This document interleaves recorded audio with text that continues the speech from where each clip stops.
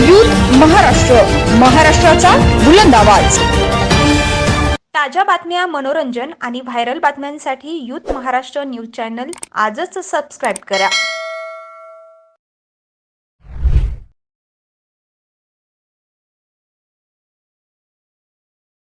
राज्यातील सहकारी आणि खासगी दूध प्रकल्पांना दूध पुरवठा करणाऱ्या दूध उत्पादकांना देण्यात येणाऱ्या 5 रुपयांऐवजी 7 रुपये अनुदान देण्याचा निर्णय राज्य मंत्रिमंडळाच्या बैठकीत घेण्यात आला आहे। या निर्णयामुळे शेतकऱ्यांना दुधासाठी प्रति लिटर 35 रुपये भाव यापुढेही मिळत राहणार आहे। दूध संस्था दूध उत्पादकांना प्रति लिटर 28 रुपये देतील, तर शासन वरील 7 रुपये अनुदान देईल।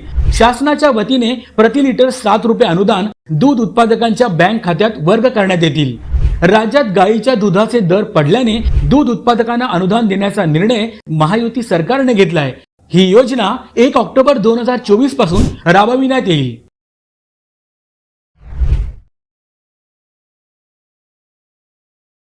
यूथ महाराष्ट्र, महाराष्ट्राचा बुलंद आवाज।